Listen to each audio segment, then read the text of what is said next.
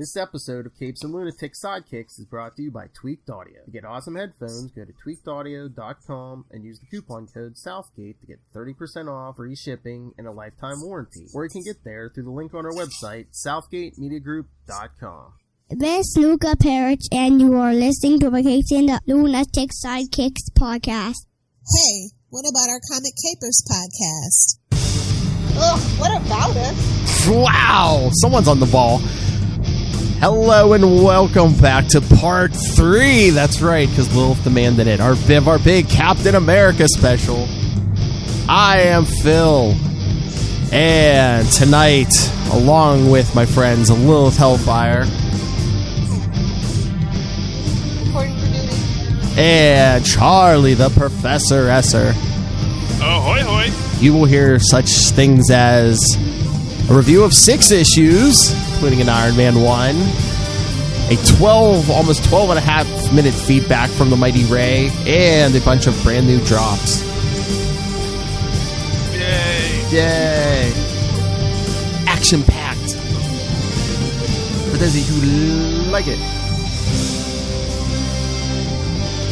All right. So let's jump into this, because like I said, we have 6... Wait, I just want to set the record clear. The only thing I demanded was Shocktober and How Gobble Gobble Month Part 2, Electric Boogaloo. Let's just have that... I just would like to set the record straight. Gobble gobble. Oh, you remember last episode, Charlie and I got to the bottom of it and figured out you demanded these Captain America episodes? I know, but I'm setting the record straight. I'm not going to let 2 white guys talk for me. Come on. What the F? Sorry. Okay. What issues are we discussing? Well, we'll be discussing Captain America's 337 through 341, plus bonus Iron Man 228, smack dab in the... Which I'm reading right now. Don't worry, I'll be caught up. Don't break the magic. I'm doing it. Okay, fourth wall Deadpool. No, and Iron Man 228 from the middle of the Armor Wars. The first Armor Wars. All right, so yes, we'll start with Captain America 337. Love the cover. I know, an homage to Avengers number 4. So yes, I thought that was an homage to Captain America 100. D-Man out here looking like Daredevil and Wolverine had a baby, but it's cool. We're not gonna talk about it. We're gonna keep it moving. Who says they didn't, Lilith? Hello. Hey man, yeah, that's right. In so many multiverses, it's happened somewhere. Go ahead, throw it in. All right, so Captain America 337 from January 88. All right. Yes, Charlie. This is kind of pricey, Philip. It's 75 cents. I know. Kind of pricey. Woo. Well, you pay for that quality. That's right. Oh, that's right. All right, so the Falcon, D-Man, Nomad, and Vagabond arrive in Washington State searching for the missing Steve Rogers. They discover his van in the crevice in the back road and see that Steve and his motorcycle are gone. In a crevice, you say? Sorry. Oh, Lilith. What am I going to do with you? A crevasse. Thank you. And see that Steve and his motorcycle are gone. D-Man exerts all his strength to toss the van out of the hole, and the group decides to wait there, knowing Steve will return sooner or later. Meanwhile, in Lilith's favorite town, Las Vegas, 4 disguised figures enter a casino, kill a guard, and head to the basement. From there, they emerge in costume as 4 serpent-themed villains: Fer-de-Lance, Copperhead, Puff Adder, and Black Racer, not the DC character. They strike down the guards and take several VIPs hostage, including the manager, to open the vault for them. Back in Washington, Cap's ex-partners are sitting around pondering what Steve should do next, and helpfully summarizing the issues for readers. When Steve arrives on his motorcycle, he recounts his battle with Brother Nature, whom he has just dropped off at a hospital. Steve tells them he has decided to adopt a new identity to continue his mission. D-Man, knowing that a court injunction bars him from wearing red, white, and blue, offers him a similar costume in red, white, and black. Steve also tells them of his decision not to war against his own government. In Vegas, the Serpent criminals have their loot and are trying to leave the casino when they run into a company of armed guards. They retreat to an elevator which takes them to a penthouse where where they inform the authorities they have hostages. Steve and company hear of the incident on the radio and take a plane to Vegas, where, suiting up, they offer their services to the local authorities. The police, not recognizing any of them, especially the captain in his new costume, reject the suggestion. Yeah. Cap decides to defy the authorities and take action anyway. He has Falcon fly them up to the penthouse, where they crash through the window. As Cap, Nomad, and D-Man take on the deadly villains, Falcon flies the hostages to safety. After the battle, the police threaten to arrest the 4 heroes. Cap decides to abide by the penalty, as they did indeed break the law. But this leaves him thinking that once a person decides to disregard the law, how will he know when he's gone too far? Okay, first off, they didn't hear about it on the radio. They got a call from the Cap hotline, a 4-alarm call, which, as D-Man pointed out, in the time he's been there, he's only heard that alarm twice. Yes. So, just to correct you on that, But aside from that, why is Nomad such a jerk? I don't know. This whole thing, he's like, this whole round. And why didn't Vagabond get a shout out on the cover? Rude. Well, to be fair, let's be fair. We don't even know if she has superpowers. She doesn't. It's fine. You can still be a mass vigilante without superpowers. Well, no, I mean, not even because obviously, Falcon has no superpowers, but we don't even know that she's a fighter. And when we get into the next issue, she's like, "Yep, that's fine. I don't need to be involved." So I kind of get the feeling like her napping is her superpower here. They got her riding bitch on the back of the motorcycle. At least throw her on the cover. Sorry, that's what they call it. I know. It's a technical term. I know. Nobody tell Rob. As a matter of fact, just so you know where I'm at. Yeah. Wow. And that's actually, there actually is a female spot on that cover they could have put her in, because I remember the Wasp. What's her name? The Wasp. Well, and again, they do the same cover on Captain America 100, which was the first modern Cap book. And they actually had not Peggy Carter, Sharon Carter on it. So yeah. they could have fit her in there. So I think she was so superfluous in the issue, they just decided not to put her on there. I'm just saying. Coulda, woulda, shoulda. Just saying. And how do the authorities not know who the Falcon is? Wasn't he an Avenger? Yeah, at this point, of people are Avengers. I know. I was gonna say, that is a rotating roster that nobody. Well, I'm not saying they're picky, but I'm just saying, shouldn't they have known him? Well, are you saying because the only black guy, visible black guy? Well, actually, as was made clear at this point, him and Black Panther, it's a lot. They don't like superheroes in Vegas. The mob hates that. Yeah, up until that freaking Parker guy showed up, Riley showed up, they had none. And they liked it that way. They had professional. That Joe Fixit was it. That was as far as they wanted to go. You could be a superhero if you work for the mob. Oh my god! God!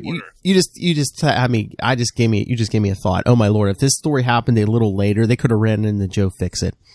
Yep. There you go. Coulda, woulda, shoulda. That's what these issues are all about. How awesome that would have been! The captain and his buddies versus Joe Fixit.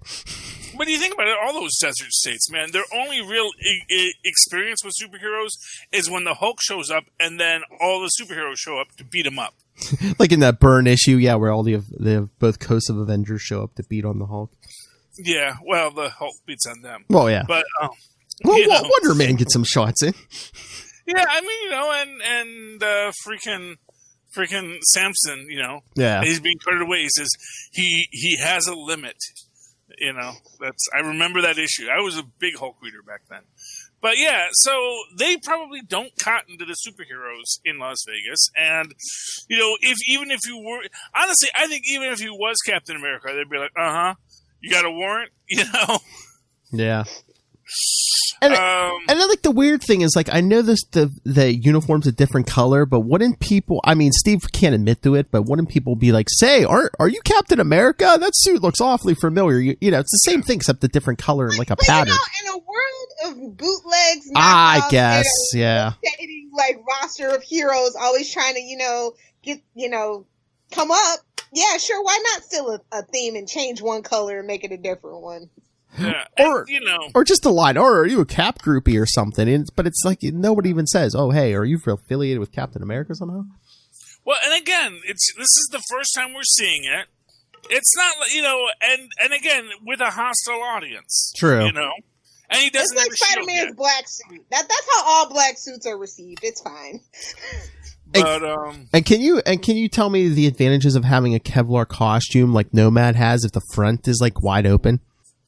Chicks, man. Chicks. yeah. Like that hairless chest? Okay. Oh yeah, no taco meat there, buddy. Whoa. No taco meat there. Whoa. It was the 80s, man. He was ahead of his time then. The 70s were done. The chest hair went away. Yeah, but no, it actually serves no purpose. And then again, it always raises that question: why don't they just shoot Batman in the face? Well, in certain iterations, that too has protections, supposedly. Well, because it's like, why does Batman wear black so he doesn't get shot? Why does Robin wear bright colors so Batman doesn't get shot? Yes, but or at the very least, beat to death with a crowbar. Oh, yes. Is it too soon? He's back already. He's been back for a while. It's not nice to be beaten with a crowbar, unless you're Punchline. Oh, Like I said, they know that demographic. The only demographic they know is for Joker groups. that's right. That's right. Punchline and Alan Moore. Charlie Esser has no love for you. I like Punchline. I don't care. Well, there you go. Are you doing a Punchline cosplay? Ew, no. I'm not a Joker groupie. I just happen to like where they're going with the story. Cool. Yeah, and not for nothing, that she is a Joker groupie. We're not even talking about that today, Philip. Save it for Friday or Saturday or whenever we're recording that. Friday night, you drunk. Well, she said crowbar. You said Punchline. Exactly. Yes. You opened the door. That's black suit, man. I don't know. Just not a fan. You don't like the black suit? I do. Not with the red and white. Like it just. Yeah. I don't know. It looks very fascist or something. Like some just don't sit right. If they had made that smaller, something smaller on the chest, even just I don't know. Well, maybe guess, like a red star or something. What I will say is, I think that's the kind of thing that gets context in, or that people could have seen the context then, but there is actually a great letters page. It's several issues later, where someone talks about the symbology that they get from Cap's costume, which is it's black because he's in mourning for the loss. That the star is cut out from around his heart because he feels like his heart's been cut out, and the star is now on his back because he's been stabbed in the back by his government. Oh yeah, there's some great... As you do, man. As you do. Or as the government does. There's some great letter pages, man. And I wish, I had more time to... And I wish... I gotta get a bigger device. Because reading on my phone, man, it's killing me. What happened to your Kindle? Well, I don't actually have a Kindle. Like, everyone else has a Kindle, but I don't have one because I have my phone. What do I need a Kindle for? Now I need a Kindle. You can read it better, old man. Yeah. My wife's got a big old Kindle, and it's like, I may steal her Kindle someday. I'm going to tell you, if you're going to read comics on a mobile device, I can't recommend a Kindle enough. So, because it does allow you to have the CBR format. So, like, if you're not necessarily on a native app or anything like that. The only problem with the Kindle is that Marvel Unlimited is not a native app. You can get it in the Play Store, though. Yeah, you have to download the Play Store, and then you can use the Play Store to get it. But it runs on Android anyway. It's just like two little simple things you got to do. Whoa, that's pretty damn big. Because I do have it on Ben's old Kindle, I think it is. I have it on there, so I can read it there. I just have to find which Kindle it's a great experience. That's all that I can say. Anyway, this podcast is not sponsored by Amazon or Kindle, but if they want to, Lord knows I put enough into that damn environment and atmosphere. And I love... Go ahead, throw it in. I love D-Man, speaking of throwing it in, D-Man tossing the truck out of the crevasse. Yes, I knew you were going to come back to the crevasse. And I love it because, first off, it is him just he just wants to be accepted by these guys. And he realizes almost immediately he has bit off way more than he can chew. But he does it, and he accomplishes it, He almost has a heart attack again, but he does it. Well, he always almost has a heart attack. I was like, that's his thing, right? That's his shtick now. Well, I guess his heart's damaged now after that whole strength augmentation thing. Exactly, that's what they said. And that is actually a real side effect of taking strength enhancements of steroids. Yeah, you can actually really mess up your heart with that, because guess what? The heart's a muscle. Yep. And it's kind of a very special muscle that has to be very finely tuned. And if it starts getting like oversized or overworked, it's not good for it. So, or in my case, 3 sizes too small. Yeah. Well, Actually, you know what? 3 sizes too big is pretty bad too. It's like, that's the thing. It's damn big. You don't want that. You don't want that enlarged heart. That is bad for you. But so anyway, what else is going on? Snakes. First off, I always thought the snake was called a blue racer. Because we always called them blue racers in Michigan when I was a kid. Unless there are 2 kinds, a blue racer and a black racer? Or maybe it was just to fit the theme. I don't know, but she was wearing blue when we first see her, so... maybe she's colorblind. I don't know. That's why she's on the heist, to get an operation. But I'm just saying, like, because and that's the thing, is like, so, and maybe it's just a weird look. Yeah, there are black racer snakes, also known as the Eastern racer snake or a cobbler constrictor. There you go. Okay. Well, we called them blue racers when I was a kid, so that's all I knew. Because they have sort of a bluish belly. Yes. Nice mustache, Charlie. Oh, well, thank you. Thank you, Rob. I appreciate it. Rob finally got the drops in after Phil badgered him for like I 6 months. I didn't even ask for that one. He just offered that up. Nice mustache, Charlie. A blue racer snake is a snake as well. So there we go. So there's a blue racer and there is a black racer. So yeah, but yes. but yeah, a red racer and a green racer too. If we look hard enough, and a rainbow racer. Thank you, Mandela effect. Only Reddit will get that joke. It's fine. And of course, probably what we called blue racers were probably just garter snakes, but and the problem I called garter snakes, they're probably called gardener snakes. I can never remember what we called them. Oh Lord, should we move on to the next one? Sure. Wait, I have to say that the best thing about this issue is the use of dynamic action. Like I felt like a couple of times in this series that I've read so far, it's been a little static and not good, but this was very crisp and flowing. And I when I see it, I gotta call it out. They did a good job. Oh yeah, like when they come crashing through the window. Oh, that's my favorite panel, actually. Yeah, with Falcon holding them, and then the big crash. Cap like kicks through the window. Everywhere. Yeah. I gotta be honest with you. I'm never comfortable with Falcon carrying people like that with the way his suit works. Because the way his suit works, according to the official handbook to the Marvel Universe, is that they are glider wings with micro fans. It's not like an anti-gravity harness. It's not like the Vulture. There's actually like wings and things like that, and he shouldn't be able to like have them down and fly. He actually has to have his arms out like this the whole time. And so that doesn't make any sense for him to be doing that the way they have him doing it. Just according to how his wings are supposed to work. Well, not everybody reads the Marvel handbook, especially not the artist, apparently. If you want to take that up with somebody, take it up with... I'm just saying it's contemporaneous lore. So, that's the thing. It's like Tom Morgan, probably.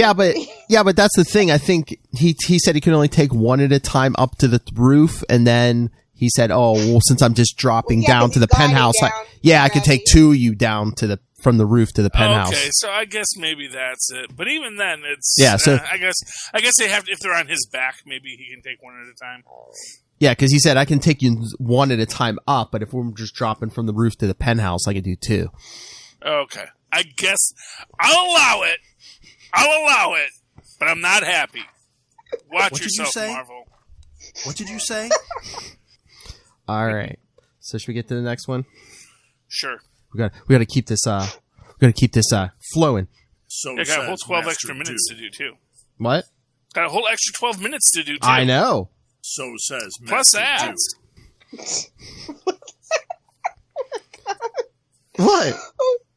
338. Moving on. Power struggle. Yes.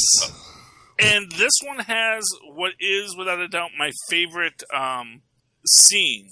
This is one that starts with the dream sequence, right? No, it's Cap and Bucky at Professor Power's castle. Oh. Get it? Power struggle? Okay. Is that a dream sequence in this one? Maybe that's the next one. So, yeah. Oh, wait, this, is it you? Are you talking to Steve Rogers have it? Yeah, Steve Rogers has a dream sequence. I don't think it's this one. Well, no, that's probably next issue then. I got it confused. Yeah. So this is, and then, again, I gotta say, this has got to be Bucky's first use of the shield. I think so, yeah. I don't think, and it doesn't get any mention, which is weird to me. It's like, oh, Bucky, and that's the thing, is like, in modern comics, they would actually have had a scene. You'd have a whole issue just talking about that shield. Well, yeah, and of course you'll get but this is kind of a weird thing. Like, they will do flashbacks in this book, I think, that look like, oh, that's a panel from that last comic. So, like, no, this is just a completely separate flashback.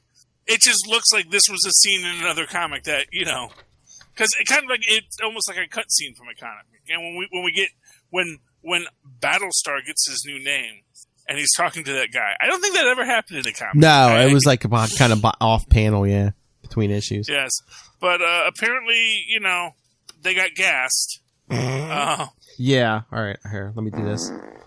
Cap 338. The new Captain America and Bucky are battling Roman soldiers? No one cares. Oh, they are assaulting the castle stronghold of the villainous Professor Power. So all the good names were taken. The baddie has recently escaped from S.H.I.E.L.D. detention and traced to this one of his former hideouts. Cap and Bucky are assigned to bring him back. After defeating the guards, the heroes then enter the castle where they are confronted by mandroids who gas them into unconsciousness. Meanwhile, in Las Vegas, the captain and his partners Falcon, Nomad, and D-Man find themselves in prison in a cell across the hall from the 4 serpent-themed criminals they stopped from robbing a casino. The good guys are being held for interfering in police activity, and Nomad wants them to bust out, but he is overruled. As they are bickering, Sidewinder of the Serpent Society teleports in and starts removing his compatriots to freedom. Cap has D-Man bend the bars and attempt to stop the escape. When Sidewinder returns for Fer-de-Lance, the last of the crooks, Cap leaps on him and the villain teleports away. Seeing he cannot shake the hero, Sidewinder returns to the cell and seizes Fer-de-Lance by the neck, threatening to kill her if Cap does not release him. Steve, unwilling to risk anyone's life but his own, relents and the villains vanish. The guards enter and the heroes attempt to explain, but the authorities are not buying it. As the mandroids approach the unconscious Cap and Bucky for the kill, the two heroes reveal they were faking and swing into action, taking out their metallic foes. They head upstairs where they discover a secret lab where scientists are attempting to revive the catatonic Professor Power. As they watch, they are seized by a giant who gives them a hard time. Pulling their wits, Cap and Bucky leap to the Colossus's shoulder and work together to squeeze off his windpipe, knocking him out. They pursue the fleeing villains who are boarding a small rocket to jet to safety. Cap hurls his shield and causes the craft to crash. He searches through the wreckage until he finds Professor Power, but the villain, now semi-lucid, lets off an energy blast that takes Cap by surprise. Cap flies into a rage and beats the villain to death. As Bucky catches up to him, he tries to console Cap that he did what he had to, but John Walker knows the real Captain America would have found a better way. Boo-hoo. It's like kill 'em all. Well, it's kind of nice to see both Caps being kind of introspective, even as, one of them gets red rage eyes, Yes. But, exactly. And I guess, one of my takeaways from this issue is, so he has a giant, and just some random, mentally challenged giant. No explanation. Is it genetically? It's I don't know. So I was trying to say he's in the genetic or the scientist in the genetic engineering. But it's just weird. I guess what is weird is that he seems like he's a guy. It's not like they made, we'll make a giant monster. No, they just made a big dumb dude. Yeah. But a giant big dumb dude. And like maybe, being a dumb dude was a side effect of being the big dude. Maybe he was a dumb dude and then they just made him big. But it just seems like it was just a weird choice to make here. Yeah. Oh, and just to reiterate my complaints about the previous issue and inconsistent use of superpowers, Sidewinder specifically says to Puff Adder he has to put his cape around him to teleport. Mm. And then Cap is outside of the cape and he's teleporting just fine. So it's like, dude, have some consistency here. Either Sidewinder could have just hung on, or, you have to have the cape around you to teleport, Unless it don't make sense. Unless it's not safe to teleport outside the cape. I don't... Well... Oh, yeah, because, he disappears with Fer-de-Lance, too, and she's not under the cape, so I don't know. Maybe he was just, maybe you're going to say, well, it was because, like, if I was to write in for my no prize, having read this, the reason why is obvious, because Puff Adder is so large. Yeah, he's larger than he that. would have fallen outside of the safety sphere created by the teleportation cape. Or Sidewinder just has a Zod complex. He wanted Puff Adder to kneel. Or he just likes to have a big man under his cape, Yeah. There you go. So that was that. Cap is like just, I don't know. Is anyone else finding Cap just so wishy-washy in this? Thank you. Who's And it's like Steve? Yeah, Steve. Yeah, Cap, the captain. Yeah. If I'm not talking about Cap, I'll say John Walker. Well, that's what I said. This is kind of like his Nightfall, but instead of breaking his back, they broke in his spirit. But then it's like, at least it's frustrating. But the thing is, to me, it's like, it's not even that they broke his spirit. It seems like they're just writing him so word cleavery. And I kind of feel like, that, I don't know, I guess there's a part of me that doesn't think, even though this is the Cap I grew up on, and I actually think, like, maybe after these issues, he gets more to be the Cap that I know and love. Yeah. Whereas, he is much more decisive and much more, I do what I have to do because it's right. And yeah, maybe I'd be mad at someone else doing it, but they don't have the moral authority because what they're doing is for the wrong reason. Which is, of course, a very slippery slope, obviously, which is what he's struggling with here. But if I break one law, what's to keep me from breaking all the laws? And it's like, but maybe you need to break all the laws if the laws are unjust, Cap. Oh, true. Yeah. Hate to tell you this, it was against the law to punch Hitler in Nazi Germany, and yet you did it. He punched Hitler. He's an old man. He gets forgetful. It's fine. Oh. Yeah, I'm just saying. But you got to remember that. You never think about that it's illegal to wage war. And we do it in other countries all the time. Keep it simple, stupid. But, and can I just say I'm glad that Scourge missed Professor Power so he could get taken out in this issue? Yeah. Well, to be fair, Professor Power wasn't much of a threat in this issue. Well, yeah, he's a vegetable. Yeah, it's just kind of, and he's just a bad man. It's like, he was dying, so he tries to transfer his mind into his son's body, basically just like, F my son, I'm going to take your body. Yeah, clearly, it makes you realize that probably, his son had seen some stuff before Vietnam. No, I'm sure. Yeah, the dad's up to this kind of stuff. Yeah, by the way, I miss Vietnam being a recent memory. Where all of the superheroes had some tie to Vietnam, which was a very interesting thing from the 80s. Of course the A-Team was big, so that was the thing, Yeah. Shoot and hit nothing. Yeah. What? They always shot and they didn't ever hit anybody. I know, suppression fire. The A-Team. Oh, the A-Team. Oh, that. Well, that's the suppression fire. They're not paid. They're not serial killers, Philip. Just because they're military doesn't mean that they are serial killers. You know, it's not serial killing if you're in military. It's collateral damage. Yeah, except they weren't actually on a military operation, Philip. They were on. They were on a gun for hire. They would have killed people if they had to, but if they didn't have to, there was no reason to kill people. That's my In fact, sense, you will usually find killing people when you don't have to causes more trouble than it's worth. Oh, yeah. Just as we saw from the Hulk. This was post-Hulk. They knew. They'd seen the Hulk and said, you know what? Can't kill him Every yet. time they try to kill this guy, he turns into a Hulk. Maybe if we just didn't try to kill him so much, we wouldn't get into so much trouble. So you got to always put it in context there. But, yeah. So, choke out the big dumb guy. Sidewinder. They break out. And of course, I like the fact that Sam does finally convince him to let them go. And then he comes back. He's like, wah, wah. After how long of, yeah, I'm an Avenger. Yeah. The Falcon. Yes. No, look it up. Look it up. Contact Gyrick. He'll tell you. Yeah, Gyrick. Oh, they weren't exactly on good terms with Gyrick. And I don't think Gyrick really liked, anybody. So, but no, it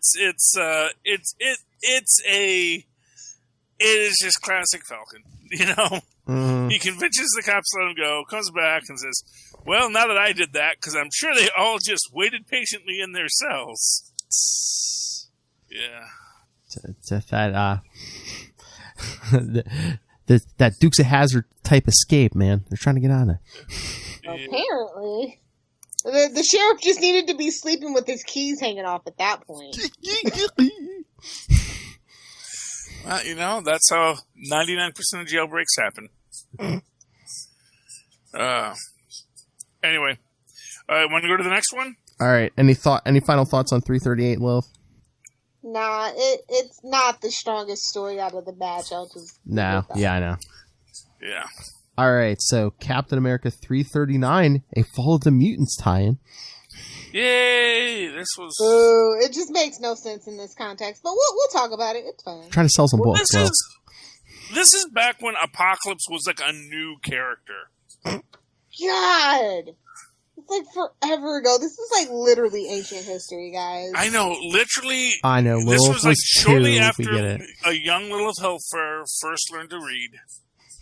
She got her first Archie comic.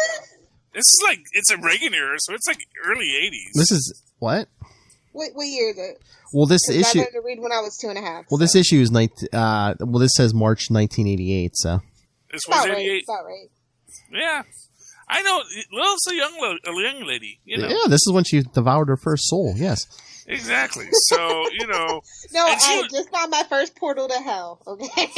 She was probably reading Archie, which is where you find a portal to hell.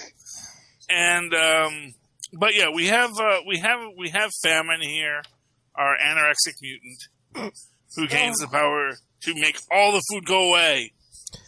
All right, so. And this is what I'm sorry. Do your synopsis. Book report, yes. Book report time. All right. Right in the back. All right.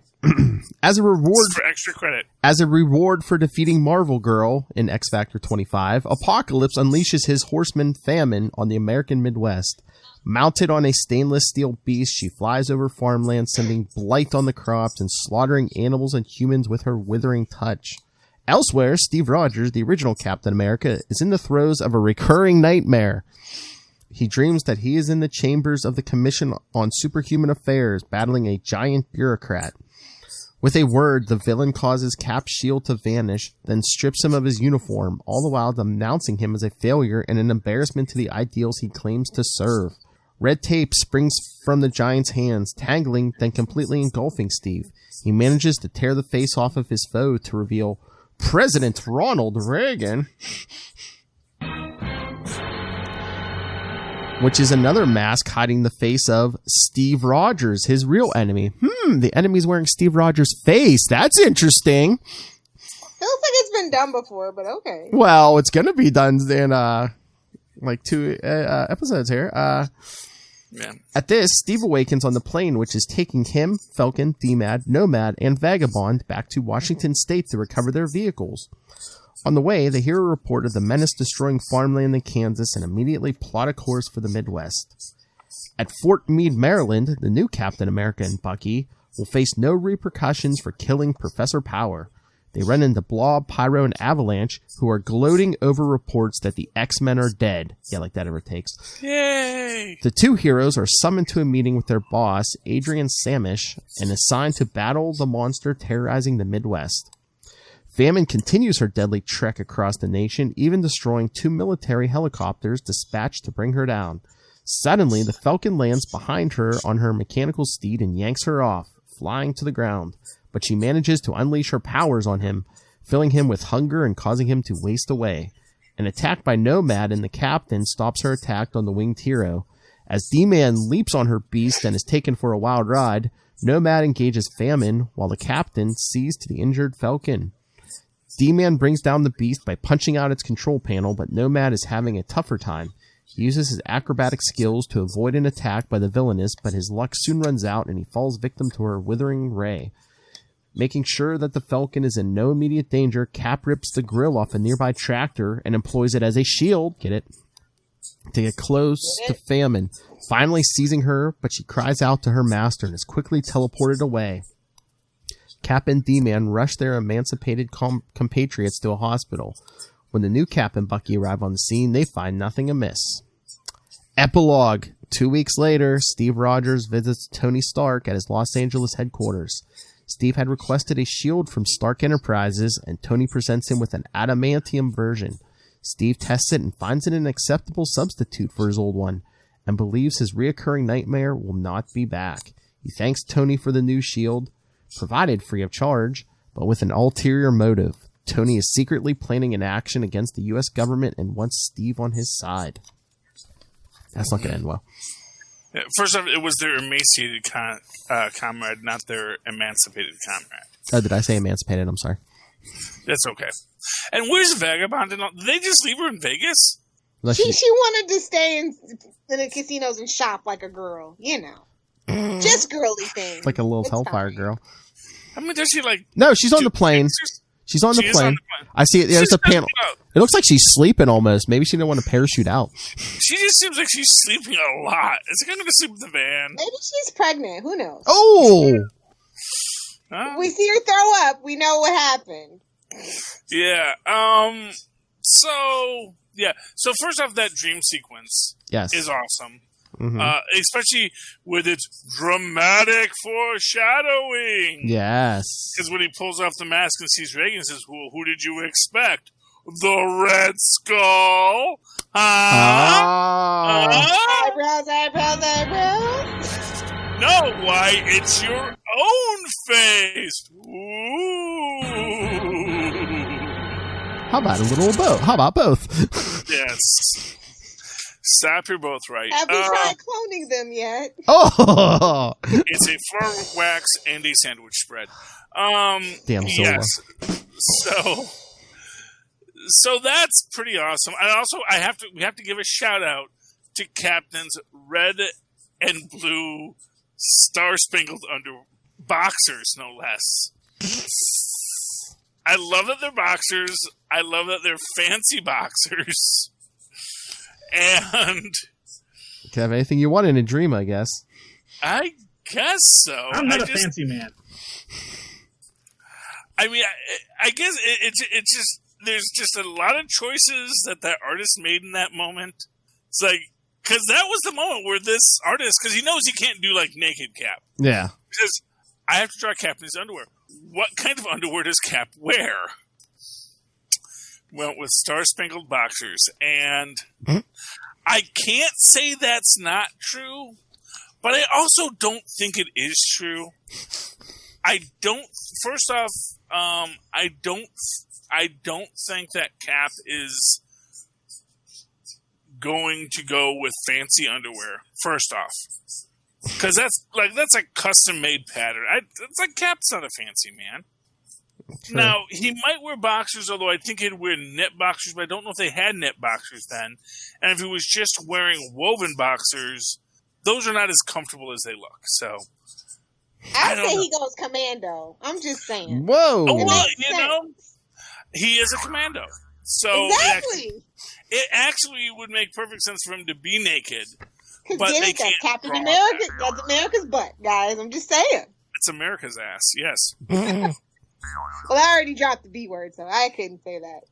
Oh, okay. Well, anyway, but yeah, so, I mean, that's really the highlight of this issue is this dream sequence. Yeah. Everything else that happens in this book, it's a Who are you, Lilith Hellfire?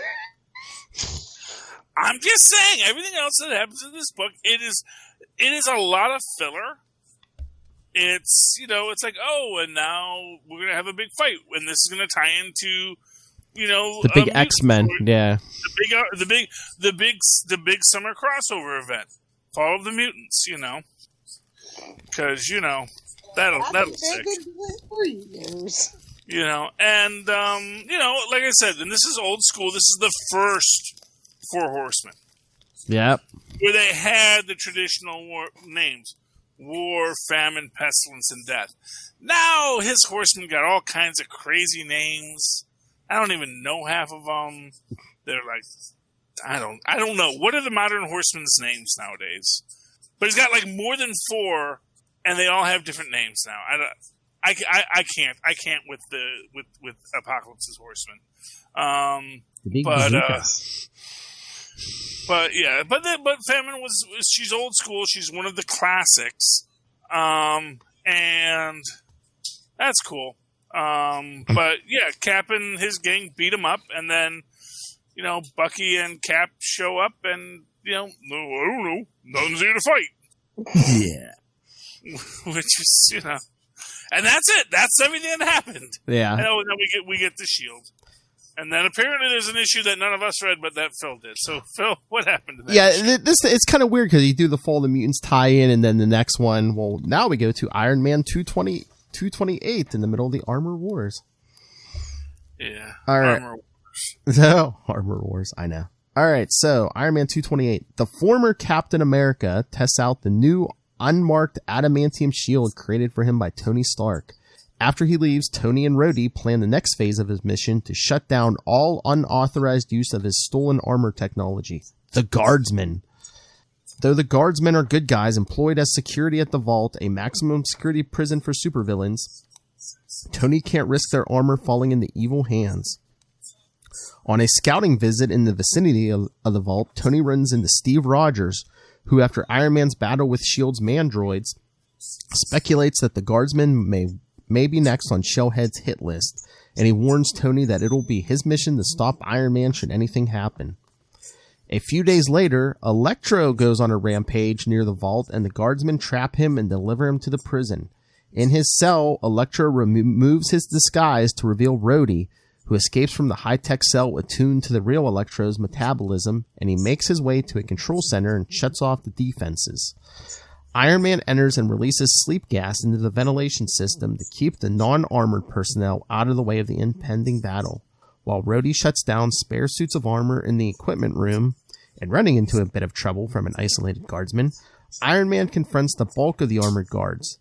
After a violent melee throughout the building, Shellhead is left facing the one remaining guardsman when the captain intervenes. As a servant of the United States, it is Steve's duty to protect government employees, including the guardsmen. When the last guardsman collapses from an exhausted air supply, the captain goes to his aid, removing his helmet. Iron Man seizes the opportunity to send an electrical current through Cap, paralyzing him. As he renders the guardsman's armor useless, his eyes meet Steve's, and they both know that their long friendship has been irreparably broken. Epilogue: investigation of the Vault reveals that 2 inmates have escaped, Mr. Hyde and Titania. Yay! Yeah, so apparently the whole Cap and Tony falling out, that predates Civil War, so that's good. Yeah, that's here. Yeah. Yeah. Whatever happened to the Vault? I mean, okay, is it still there? Yeah, well, it gets called out every so often. It actually gets called out more in the MCU now. So the Vault, they have several of them. Because don't have the big house though. That's the only downside. Yeah, because I always thought it was a good idea. It's like in Colorado, in the middle of nowhere. Because now it seems like most of the time you always only hear about the Raft, which is like right off New York Harbor. So it's like, oh yeah, that's a good idea. Who started that? Spend this. Yeah. But, yes. So, I love that we get Titania in this. Yes.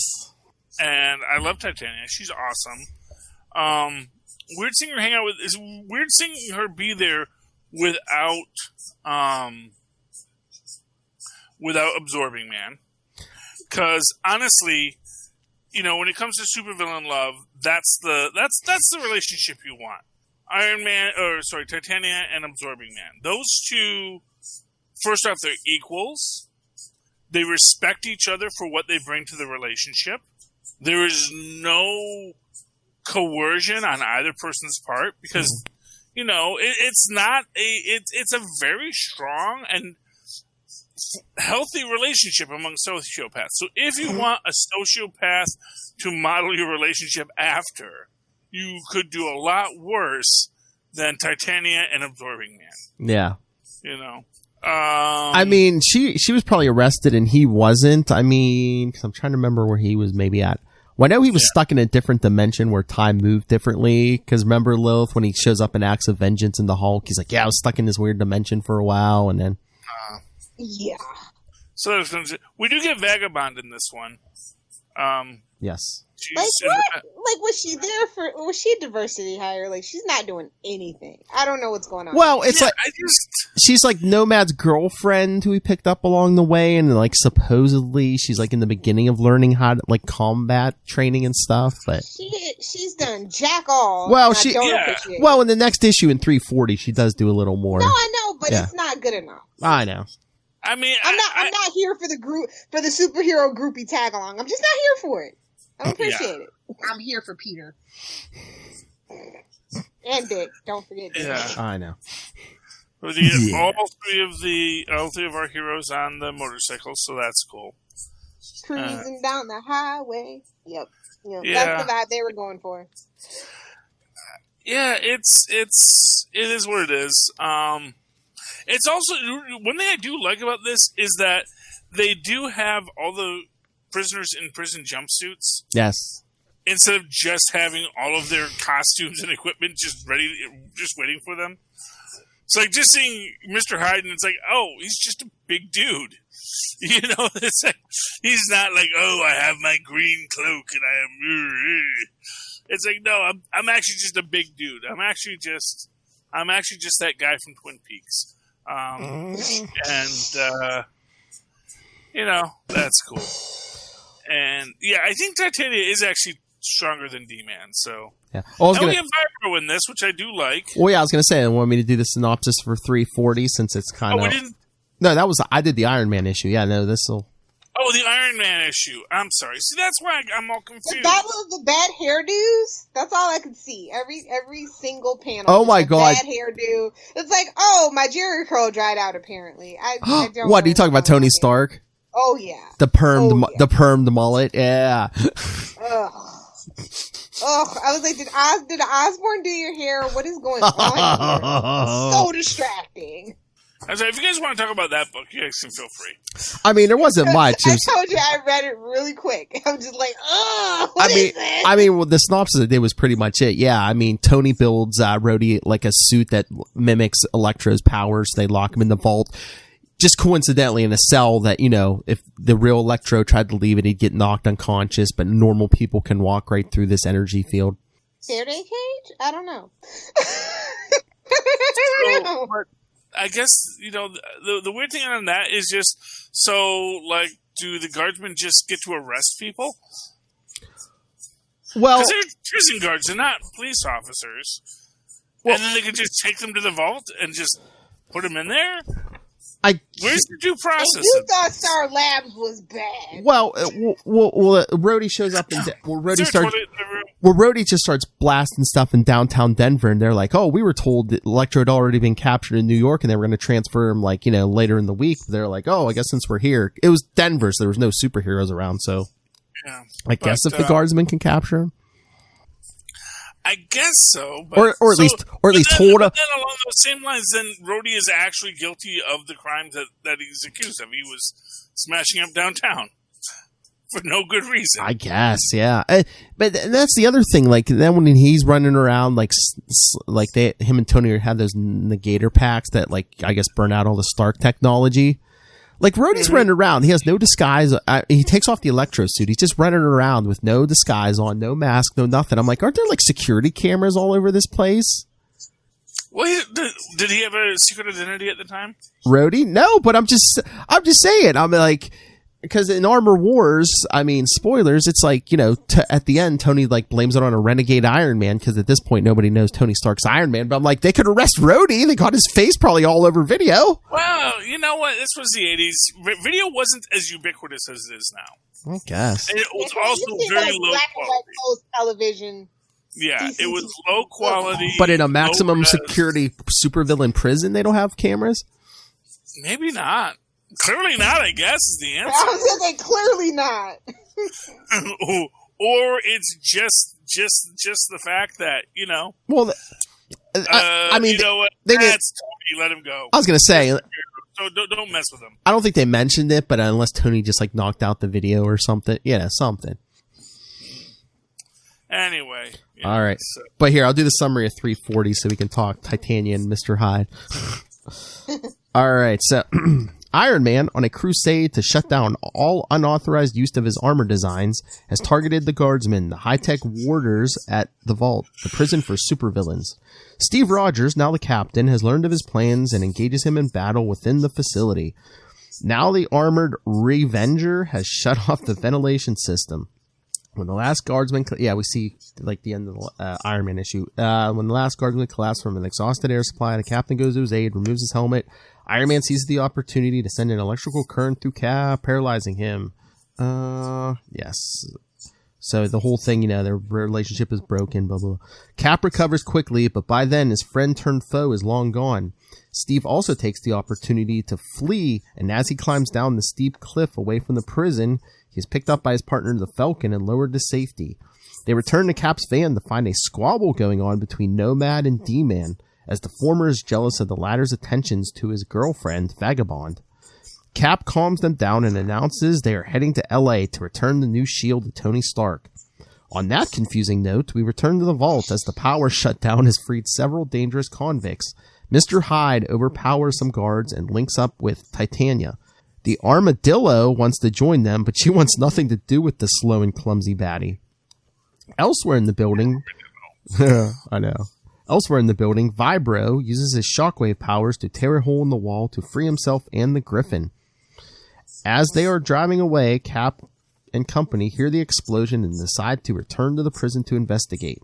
Leaving Vagabond to watch the van, of course, Cap, Nomad, and D-Man mount motorcycles while Falcon takes to the air. The winged hero is the first to encounter enemies as he spies Vibro emerging from the escape tunnel he created. And then Griffin swoops at him to do battle. Meanwhile, Titania and Hyde steal a truck and take off down the highway. An armadillo lumbers out and away past the guards. The baddie... Okay, you got my attention. You said armadillo. Oh, yes, one of your loyal subjects. The baddie's truck runs D-Man and Nomad off the narrow mountain road as Cap leaps onto the hood. Cap attacks Hyde through the windshield as Titania jumps for safety, almost off the cliff. D-Man stops to help her and is flung into the distance by the super-strong villainess. Nomad, also perched precariously on the cliffside, spots Vibro below him and tries to knock him out with a disc. Vibro responds with a power jolt and shakes himself off the cliff. Meanwhile, the airborne D-Man is rescued by Falcon, who carries him back to punch out the formidable Griffin. Back at the van, Armadillo approaches the unwitting Vagabond. Hyde's truck goes off the road and he and Cap leap to safety. There, Cap, remembering Hyde's brutal beating of Jarvis in Avengers 274, flies into a cold rage and mercilessly delivers punishing blow after blow to the huge brute and sends him over the edge of the cliff.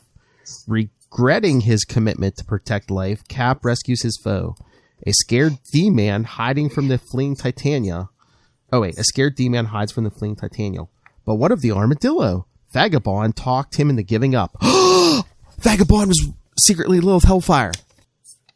There you go. She talked the armadillo down. No wonder she sleeps so much. Glug glug. So, what do we think? Charlie Esser. Hi, Titania. So one item I do want to bring up in this is, if I recall again, and I'd have to double check from my Handbook to Marvel Universe's G issue, I believe that the guards and armors were like licensed properties from Tony Stark. And I get the feeling like even the ones that he like gave, like he sold, he was now like mad about. I mean, yeah, that's what I thought. But in the Armor Wars, he says, I guess Spy Master stole his designs and sold them to Justin Hammer or something, and Hammer was just handing them out willy nilly.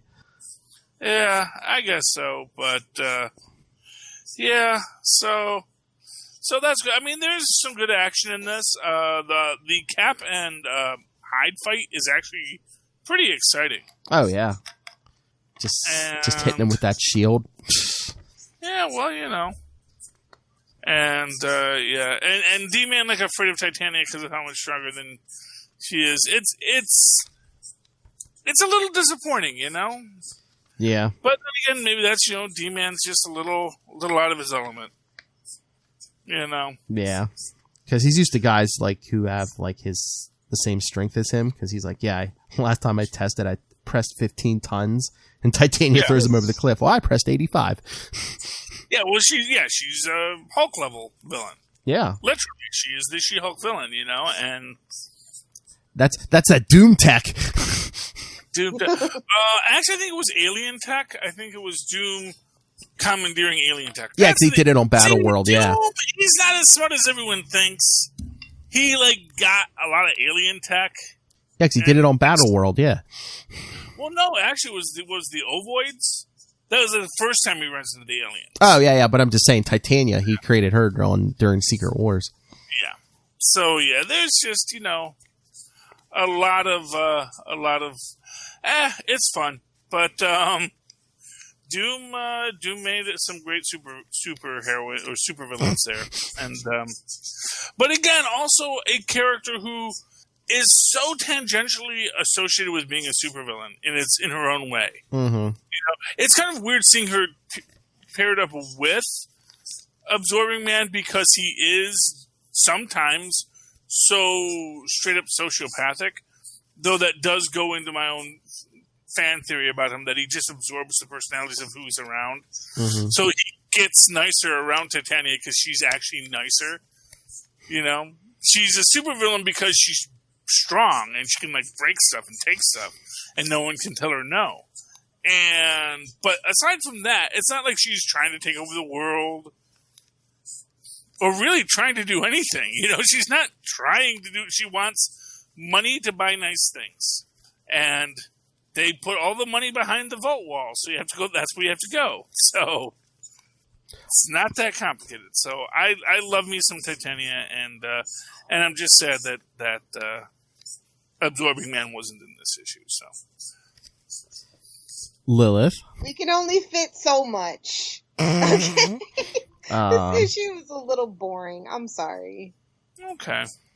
I like the villain, but it's just I don't know. It was I don't know. They were trying to paint by the numbers, but I guess they were colorblind. Well, that's what I was saying. They kind of did the whole Captain story and big injustice, because last issue was that Fall of the Mutants tie-in, and then this was basically just a big epilogue to the Iron Man issue. Yeah, it was the other one. It was the other big crossover. Armor Wars, yeah. Yeah. I'm surprised they didn't have a corner thing in the in the corner of the cover, Armor Wars tie-in or something. Yeah. They were still learning how to be obnoxious about that stuff back then. That's true. They're wait, we can promote more? What fans will just have to learn to live with it? What? They'll just take it? Sure. Phrasing. Yeah. All right. Okay. All right, should we get to the last one? Yes, sure. The second best one. Oh, yes, because it has the three mini stories. All right. So, Cap 341, the first story. Late one evening, Tony Stark returns to his Pacific mansion accompanied by the attractive Dawn Lovett and finds Steve Rogers, the former Captain America, waiting for him. After hastening the departure of an angry Miss Lovett, Tony tries to apologize for their clash at the vault last week. A bitter Steve returns the shield Tony made for him by hurling it at Tony's gut. Then Steve reveals that Iron Man's interference at the high-security prison led to the escape of several convicts, and that he intends to arrest Tony for his actions. Tony hurls the shield back and dashes into the next room to emerge as Iron Man. Cap, not intimidated by the sight of the Silver Centurion, because it was the red and silver armor, attacks. Iron Man easily breaks his hold while protesting that he had valid reasons for what he did.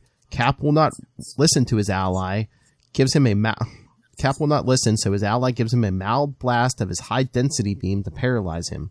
Tony gives his word that once his mission is accomplished, he will return and explain everything to Steve, then jets off. Steve decides to forego any further action, giving Tony a chance to keep his word.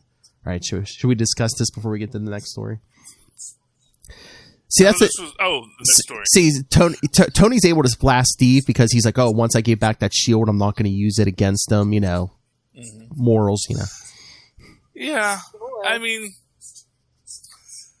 yeah, so... Got a big, nice piece of adamantium there, and you're not going to use it because you're like, oh, morally, I gave it back. I can't use it against him. Can't use his bribe against him. He's just kind of... don't even... Everybody's bad at their job at this point. It's fine. What the heck? Like, that doesn't even make sense, honestly. Yeah. Maybe it was the detoxing. I don't know. Yeah. It is what it is, That plain little shield. Wait till next issue. Yeah, exactly. Yeah. I think it's funny when Cap puts Iron Man in a headlock, because, like,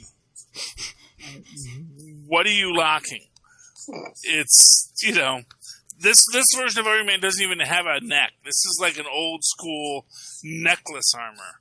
No. Which I always assumed that was the flaw in the armor that made you go mad, was it had the neck. Yeah. Because,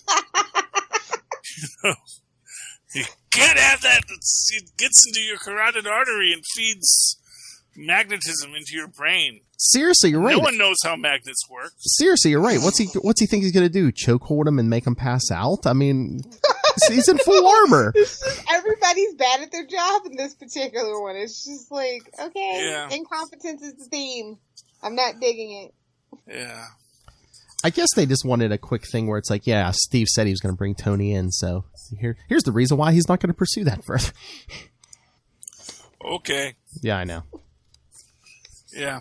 Anyway, so free speech. I guess you have three synopses for this. Yeah, issue? Yeah, they're small, but was this like an annual or something? No, it's just a regular issue. Yeah. They were bored with telling the story they were telling, so they're like, let's spice it up and give them a couple of stories. Come on, that Walker thing, you have to spice Cap in what he's doing, so obviously that guy's not as interesting as they thought. They wanted to get everybody into this issue, I guess. Go ahead, throw it in. Yeah. I think they could have done better just focusing much more on John Walker in these moments. I know, that was a big... This next story is what I'll tell you is, if this book had been written today, that's exactly what they would have done. Oh, yeah, this would have been at least 3 to 6 issues, everything that was in this issue. Yeah. Well, not only that, but like you would have another Captain book launched. Oh, yes. So you'd have like, what's the Captain doing? The Captain number 1. Yeah, we wouldn't have had Captain America 337. We would have had the Captain number 1. You're right. Exactly. And it would be a whole other... And they'd have crossovers, and they'd be in each other's stories as little arcs and hints, but Yes. For what it's worth, nowadays, I guess readers play the long game, so... It's all about... It's all about the... It was a very long game. It's all about the trade business. Yeah, so give us a synopsis so we can talk about this. All right, sir. All right, so the new Captain America, John Walker, finds that his partner, Bucky, Lamar Hoskins, has adopted a new costume and a new identity, Battlestar. He made the decision after an older African-American guard at the vault suggested that he should not be following in the footsteps of a white kid sidekick and he should become his own man. Plus, he explained that buck is a derogatory term for a black man in some parts of the country. Cap likes to change, and they head to the ceremony where they will make their formal debut. A huge crowd is gathered at the Washington Monument again, and Captain America is introduced. He takes the stand and explains how the original Cap has retired and he has been chosen as his successor. Cap then introduces Battlestar as his partner, but a hovering helicopter attracts his attention. Seeing two costume figures emerge from the craft, the heroes ask the crowd to evacuate calmly. The two interlopers drop to the stage and introduce themselves as right-winger and left-winger, and reveal Cap's secret identity as John Walker. Recognized... Dun, dun, dun. Recognizing them as their old partners, Jerome Johnson and Hector Lennox, Cap and Battlestar attack, and the two new villains, bitter and having been betrayed by Walker and Hoskins, fight furiously. Cap tries to explain that it was the government who rejected them after a background check, but the two wingers will not listen. The Secret Service arrives to arrest the two, but they have achieved their goal of upstaging the new Captain America at his big debut. Yeah, I think it would have been better if they had just, come out and said, hey, we did a bunch of hate crimes because Captain America said we should do hate crimes. And then that would have been like, and again, it's like in this day and age, yeah, that's what would have worked. Very nice. I don't know if that would work these days, but well, no, you get canceled for hate crimes nowadays. Even perceived. People just pile on before they know the whole story, so, Yeah, and these were actual hate crimes. It's a double-edged sword there. These are actual hate crimes that John Walker committed. Or, I mean, they could have just popped out of the... duh, y'all know where he's from. Well, they could have... Y'all seen it. Well, they could have popped out of the... They could have popped out of the copter, too, and said, ask him to see his taxes. I don't know if John Walker pays taxes, but anyway, yeah. Now, that smarmy manager he had, I doubt it. Ah, exactly. Seriously. Well, the smarmy manager never gave him enough money, so he didn't have to pay taxes. To report taxes. And you're smart. If I gave you all this money, then you'd have to pay taxes. You don't want to have to pay taxes, do you? Oh, thanks. Johnny? Thanks, Mr. Thurm. No, sir, gumption, sir. What did you say? So, yeah. I mean, it's kind of cool that right wing and left wing got completely redesigned, brand new costumes. And this again is those little hints that there's someone manipulating things. Oh, It's just like, how does Captain America know exactly where all the watchdog hangouts are, so he can be seen smashing them up and. It's almost as if every failure of Captain America was orchestrated in some Machiavellian scheme. I haven't read that far yet, so I don't know. Oh. Anyway, so yeah. All right. So, any thoughts on this story, Lilith, before we get to the last one? No. They're slightly getting better every story, at least. Yeah. Well, you know what I love about the next one? Wait. Give us our synopsis. Okay, yes, we have the synopsis. Okay, and hey, Ray, when you listen to this is the point when you're on Messenger, the Scarlet Spider Messenger, just bragging the Kona that you've sent the longest feedback in. So, yes, this is when we're recording this. Lilith, I said to him, I said, oh, did you say in your feedback? 'Cause I didn't listen to it yet. I said, did you say in your feedback, hey, Kona, I got the biggest one at 12.5. And he's like, no, I should have. Oh. Get it? 12.5? All right. Yeah. Charlie's like, how dare you? All right. Last story. In our midst. At a meeting of the Serpent Society, leader Sidewinder welcomes 4 new recruits from he rescued from the Las Vegas jail: Fer-de-Lance, Puff Adder, Black Racer, and Copperhead.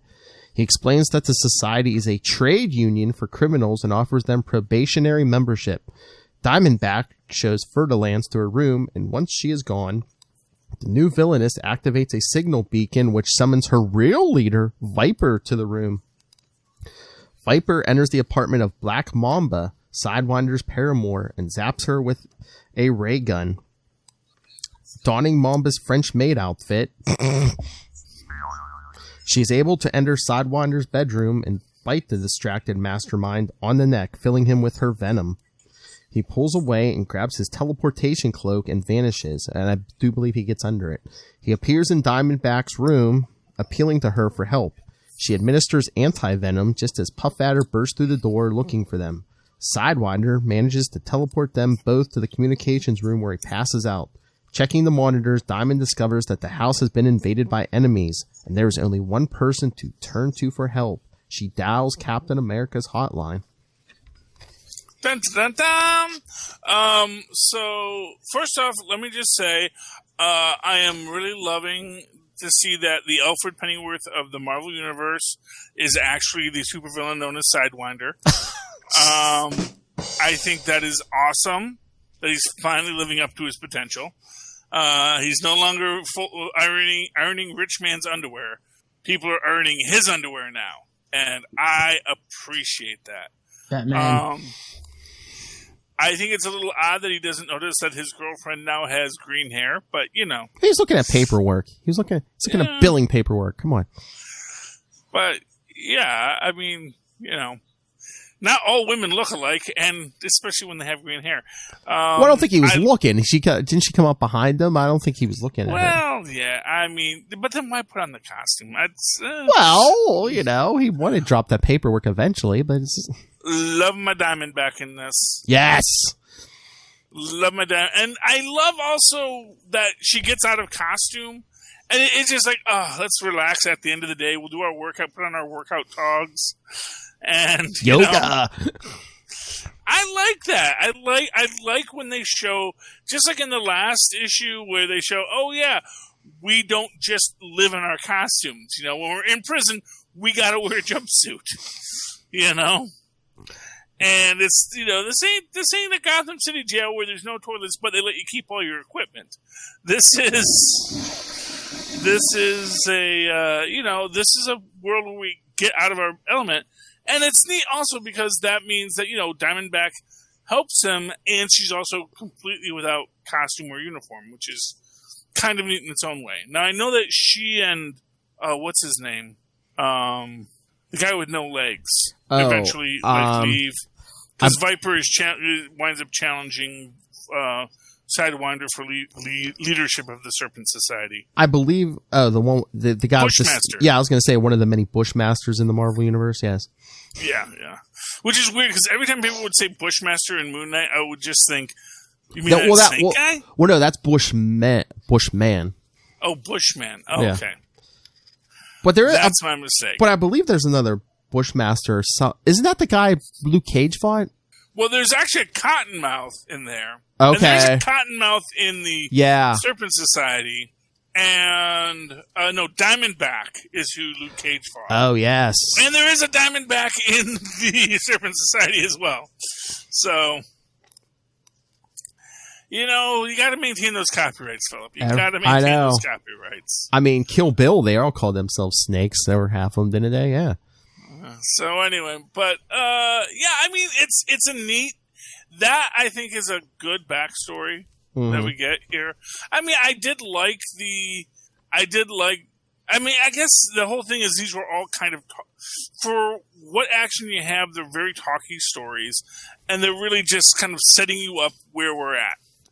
And I get the feeling it's maybe just this idea. Okay, we just had two things where we had to sort of tie ourselves into the big Marvel events of the summer. So let's try to get everyone back onto the same page so they remember that we actually have our own stories we're telling too here, Jim. You know, love what you're doing, but we got stories that we're trying to tell as well. So maybe that's why we got 3 stories. Maybe they were playing catch up because they had to do the crossovers the previous 2 issues. I imagine so. But see, like you said, you can have a lot of talky and still have action. Mm-hmm. You know, some of you people could learn from that. Bendis. Well, you know, and I think in Mr. Bendis' defense, I think he just thinks, you know what? Would people always be punching each other? Yes. It's expected. I was gonna say, it's like a little Hellfire relationship. Yeah, of course. Oh, okay. Well, I don't think anyone gets punched in Little Hellfire's relationships. Only if you ask nicely. Well, yes. There's 2 hits. There's 2 hits. She hits the man, and he hits the floor. Yes, exactly. That's how it would end. Don't mess with Lilith. Lilith, any thoughts on the snakes? Yeah, it was a little confusing because I was thinking the same thing. Like, okay, if you say so, but I don't know. It was a little fun to me. It was fun. Yes. Is this like I don't know? I feel like this was a story that's supposed to be kind of like tongue in cheek. Don't take it too seriously. Well, yeah. Plus, it's like like a prologue to the next issue too. Yeah. And they're all dressed as snakes, except they're not actually. I just couldn't stop thinking of that Rick and Morty episode, and just snake jazz. Yeah. I was going to say, they're not on a plane. They're not dressed as snakes, they're snake themed. Code names, I know. Yes. It's like somebody that's just obsessed with snake jazz. It makes sense to me. But it's just weird. What I love about it is that they are all independent supervillains. Oh yeah, they were. These aren't like the henchmen of a snake themed thing. It's like Sidewinder said, you know what? There are lots of snake themed supervillains. And you know what? I bet you if all the snake themed supervillains got together, we could make something great. We could make organized crime great again. And that's what they did. And I got to give up mad props to the Serpent Society for that. You gotta have a hook, man. You gotta have a hook. We could spread hysteria. And here's another thing I'll say about the Serpent Society. Unlike a lot of these guys, they're not really ideological. And that's why I think Viper is like bad for them. This is like a really interesting parallel to some modern things where it's like, you can have a party that you can have people that are maybe doing things that are bad, but aren't necessarily doing it for a bad. Like they're not trying to make everyone's life bad. They just want to steal stuff. They just want a paycheck. Exactly. They don't want to. They don't want to kill people in mass. They just want to steal stuff. And then the Viper gets in there and it's like, no, we're gonna kill people in mass. Like, the whole purpose of what we're doing is just to kill. Yeah. And, that's bad, man. Viper is bad. And they should never have let Viper run the Serpent Society. I think that, Sidewinder, he's an old man, and maybe he's out of touch with the kids. But the fact of the matter is, he was a professional, and he knew how to run a criminal organization. Exactly. That's all I'm saying. Exactly. All right. So, any other thoughts before we get to Ray's big long one? No, go ahead. All right. Next Roll episode. that beautiful bean footage. A Viper in our midst. All right. So, Bum. Oh. all right. So, if anyone needs to drink or go to the bathroom, go ahead. Because, like I said, literally like 12 and a half minutes of Ray from Into the Night, a Moon Knight podcast. All right, Ray, whip it up. Hey everyone, Phil here. Before we get to that feedback we were talking about, when we originally recorded, unfortunately my the electricity blinked out for about 2 seconds when we were in the middle of Ray's feedback. Those of you who live in the United States, especially those of you on the East Coast, know lately we've been having record high temperatures, and I believe probably the whole neighborhood, probably the whole town was probably running their air conditioners. So yeah, I got knocked off my internet just long enough to knock us off our recording. So I have Ray's original recording, so you will hear the whole 12 and a half minutes, all unedited. You just won't get our commentary around it, which is during it, which is probably better because, let Ray have the stage for 12 and a half minutes. Then you'll hear Charlie and I come back and do the plugs for the show and all of us. So, sorry about that, but really you haven't lost anything except just our little snide comments during Ray's feedback. So, without further ado, take it away, Ray. Hello, Phil, Lilith and Charlie. How are you guys going? This is Ray. I'm dropping in some thoughts again for a big bunch of comics It's what was it? It was 337 to 341 plus Iron Man 228. Just off the bat, I'm really enjoying this. I'm liking the dual kind of storylines being told with John Walker and Lamar as the official Captain America, and Steve Rogers and his gang. He's kind of got his own little team happening there with his sidekicks, Nomad, D-Man, and Falcon, and Vagabond as well, who's come along with Nomad. So I guess the just broadly going through all of them in order. So I've got this open on Marvel Unlimited. The first one, 337, was great. I loved the action with the Serpent villains, who I was assuming was part of the Serpent Society, but we see later on that they're kind of not officially, but they want to buy in, so to speak. Anyway, just a lot of really fun action there. Good to see Steve Rogers and his gang in action. So that was pretty cool. Nothing really, I guess, much of note other than I just love the pacing of it. And that really led into 338, which had a little bit of a significance here, I thought. Anyway, it bounced back to John Walker and Lamar fighting some, what was it, some Romanesque kind of villains, and trying to find this guy power. And the big takeaway for me, it was all, again, a bit of fun, nice action with that giant and the robots, and just the way that the two are kind of feeling their way through this superhero business. I like the little comments. I think it's Lamar or it could be John Walker saying, "Oh, these robots, I expected them to look, a different way, not like they look there." And they fight this large man who seems to be not as smart, but a very inventive way of kind of incapacitating him. Anyway, the big takeaway for me for this one was towards the end. As you probably all well know, John Walker, he kind of goes a bit too far, I thought, and it did get quite gruesome as PG comics kind of go. He really got mad and just frustrated, and the guy was like half a vegetable anyway. But anyway, he basically bludgeons and beats him to death, so it's just pretty dark, and it certainly has the effect that Grunwald wants, that we as a reader see John Walker as not really the direct replacement for Captain America yet. Although he's trying hard, but there's something just in his nature. He's just not quite there. There's even those comments of him not being able to get the shield to ricochet back to him. So that sort of stuff. So we know he's not quite there. He's quite formidable. But there's some comfort in knowing that Cap can't be replicated as easily. So the next one, we get a bit of a Fall of the Mutants tie-in, 338. I enjoyed this famine villain, and for me, the takeaway here, apart from the great action again, there was a lot of action. Famine's quite a formidable foe. She takes out Falcon and Nomad quite easily. But what I really liked here was that Steve Rogers and his gang kind of beats John Walker and Lamar to the punch, and so so we get this great action, but we know that they're coming as well.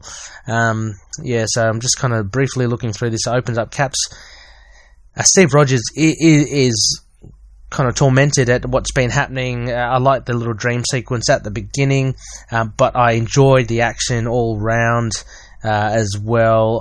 I kind of like it, and we'll see a bit later on, D-Man just playing on the fact that he's inexperienced and he's not really as seasoned as Falcon and Nomad. Nomad being a bit of a dick all the time. And also, the big takeaway here again, so Steve Rogers meeting up with Tony Stark and getting the shield. So now he's kind of his captain persona is now complete. I just also want to point out it's really fun because I have been reading Thor around this time as well. So looking at about Thor 390 to Thor 400, around this time is this captain period, and I love reading it because it does reference it. The captain does meet up with Thor along with Black Knight and the Submariner and Miss Marvel, Captain Marvel, and all that. And anyway, Thor and Cap have this really deep and meaningful conversation about the breakdown of the relationship between Steve and Tony. So I loved how that kind of fit in here. Going on, so 340. So somewhere in between here as well, there is Iron Man 228, and I loved how this fleshed out. So thank you, Phil, for adding this in here, because we do get Tony's side of it. So the big thing here is we see what we see in Civil War, like in the MCU. It's in the comics of Captain America, or the Captain going up against Iron Man. And we get a bit more of it. I loved getting this side of Tony's story. So we see, is it Armor Wars or Stark Wars? It's one of those ones where he's trying to reclaim his technology, and it kind of directly goes up against Cap. In this instance, it's going to the vault and him trying to, I guess, incapacitate the Guardsman armor, which I think is cool. I love the Guardsman armor. They should use more of it. I'd love to see it in the MCU. I've always loved it because they're kind of like a generic, like lower grade Iron Man, aren't they? And they've been deployed out to employees to contain these villains. I think it's great. Anyway, Iron Man 228 for me was absolutely brilliant. I loved it. So much fun, and there's so much kind of heart in it, especially when Iron Man does beat Cap and kind of paralyzes him, I guess. And they kind of lock eyes just for that instance while Cap is paralyzed. For me, that was a great moment. And even though, you know, I knew of this arc and this story, and had watched the MCU, reading this really gave me chills as well. Incidentally, also, I wanted to point out with the Thor that I'm reading, in that run, I think it's 390 or 391, Cap picks up the hammer. And again, I got chills as well. I did not expect it, but it's such a great moment in Marvel history. Anyway, so moving on to 340 and 341, just wrapping this up because I know I'm going on a bit, but the breakout, so Tony's actions has caused this breakout, a shutdown in the vault, and the likes of Mr. Hyde and Titania and all that get out, the Griffin. Again, some really cool action here. I love the D-Man, I guess insecurity, the big moment for me when he gets flung off the mountain by Titania, and I loved it. He's like, I can press 15 tons, and she goes, well, I can press 85 last I checked. And so she's way more power than him, and she just like flicks him away like a flea. But again, the teamwork, I love the teamwork with Falcon coming in, and then without skipping a beat, the D-Man then clocks the Griffin as he's being held by the ankles by the Falcon. Really fun stuff. Armadillo as well, I've got to shout it out. Lilith, Armadillos, what's happening here? It's good to see that the Armadillo here is reasonable, as Vagabond shows. She gets to talk to him. Phil knows my connection with armadillos, being that Captain America issue with the armadillo on the cover was the very first comic I think that I came across. Anyway, that was great. And finally, 341. I like this as well. It kind of split into three little stories. I was interested in each and every one of them. I actually thought when I finished the first one, which kind of wrapped up the Steve Rogers, Tony Stark fight, again, it's like, although we had kind of seen it before, and much has to be said of Grunwald's recapping. If anything, if one thing I could take away from these issues is that there's a lot of time spent, and I know it's part and parcel of the time, but a lot of time spent on just recapping. So I got to read things again and again. It got a little tedious, but I didn't mind it in the end. Anyway, that first third of the book was pretty cool with Cap and Iron Man having just a tussle. There's really not much to it. Iron Man just beats him, puts on the suit. The second story I thought was pretty cool. Man, what's right winger, left winger? What the hell's going on here? It was fun to see. I know, Phil, you alluded to these characters before. So these are the old mates of Lamar and John. Another good fight, and a little bit of a big moment here when they reveal his identity to the public. So I'm not sure what the ramifications will be for that, but it was fun, I guess, to see the left winger and right winger. They're interesting. Anyway, lastly, the Serpent Society, which I mentioned at the start. I actually found this very intriguing. I want to see what happens in Snake War. So there's a bit of like a civil snake war happening. So we see the snake people from 337 when they were in Vegas. They're apparently trying to join this Serpent Society, but they've got ulterior motives. And Viper comes out. And yeah, so I'm actually feeling for. You kind of get a peek behind the curtain for these villains. They look very ordinary. Like even I can't remember the leader's name. Is it? It's not. I can't remember. It's not Sidewinder, is it? When he looked like Jarvis for me. But anyway, yeah, I like this kind of little war with Viper and her underlings of was it Black Racer, or is it? And that for Delance and who was it? Puff Adder, and then there was one other. I can't really remember off the top of my head, but they seem to be following Viper, who wants to take over the Serpent Society. So I'm actually rooting for Sidewinder. I'm hoping he and Diamondback. I love that thing at the end where she calls Cap. Is that the start where they begin their romance, or had that already happened? Anyway, really enjoying it, guys.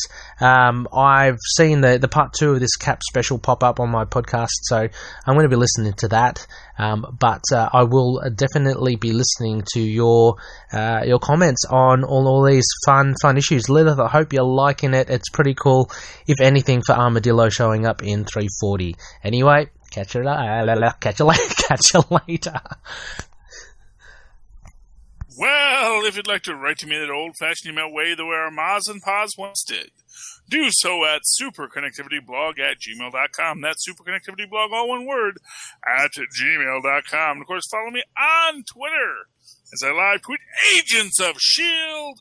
every Wednesday night at 10 o'clock when I can stay up that late, and I have been, and I'm so proud, at Charlie Esser, that's CHARLIE. Yes, SCR. Look for the 2 E's in the middle. For quality. Bing! But yeah, sorry for the technical difficulties, everyone. You can find Lilith Hellfire at Lilith Hellfire on Twitter. I can find her at Lilith Hellfire 86 or at Lilith Hellfire 69 on Instagram, because, as she says, she's a teenage boy trapped in a woman's body. Keep it simple, stupid. I see it. I want it. I get it. Oh, but before we go, yes, if you want to send us your thoughts on the next Cap issues, which is 342 to 346, I think, email us, capesandlunatics@gmail.com. Call the voicemail, 614-382-2737. That's 614-38-CAPES. And follow Comic Capers on Facebook, Twitter. Follow all the Capes and Lunatics shows all in one convenient place. That's Linktree, linktr.ee/Capes and Lunatics. And remember to support our sponsors, Tweaked Audio, Hunt a Killer, Pod Life the Book, Volume 1, now in digital and paperback. And when you go to buy all of that and more on Amazon, use the link for Southgate Media Group. Help us support this show, the network, and Rob Master Doom Southgate. Make it rain. So says Master Doom. That's right. New drops. All right, everyone. Again, sorry for the technical difficulties. I think all the air conditioners knocked out the power for like 2 seconds. Because, well, the power was only out for 2 seconds. The router had to reboot. Fair enough. Because it's very high temperatures. Record-breaking temperatures around here lately. Yes. Humidity. All right, so yes. So please join us next time. For more Comic Capers. Be like Ray. Join us next time. I wanted to do something dramatic. I know.